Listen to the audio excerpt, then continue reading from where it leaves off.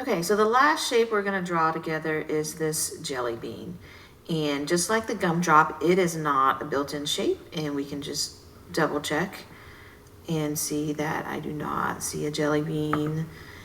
And I want to do something similar to the gumdrop, except I'm not gonna do an intersection.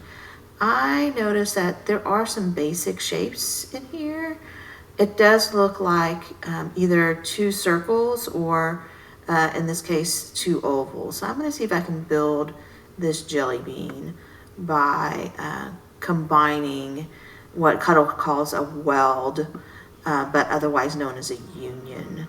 So let's see if we can take a circle, just make that into an oval and tilt it on its side a little bit.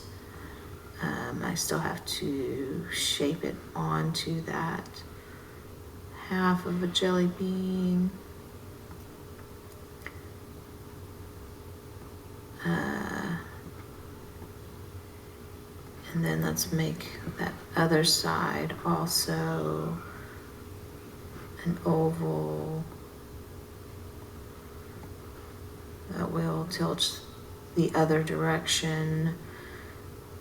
And it's hard to size it correctly until you have it overlapping. And again, it doesn't have to be exact because we'll touch it up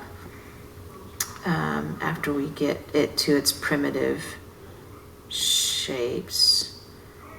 But this is pretty close. So I'm gonna combine those two.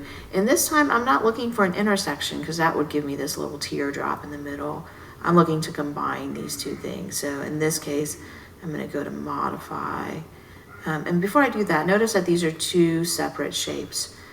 When I go to modify, this time I'm gonna do what's called a union, and it's going to weld these two shapes together. So now this looks like a bean, but I really don't want that point there.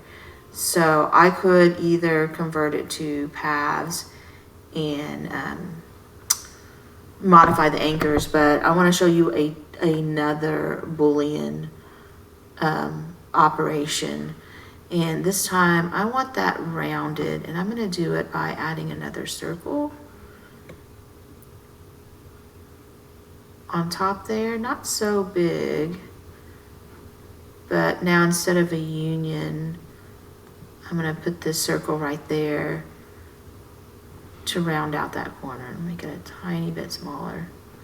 Okay, so now I'm gonna take this shape and this new circle, and I'm gonna do a modify difference. And so what that did is that subtracted out that little curve from that circle.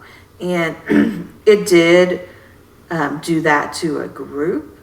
And I don't really want all these individual objects anymore because I'm going to start fine tuning all of these anchors. So I'm going to right click on my upper group and do a convert to paths. Okay, now I can treat all of these as individual anchors.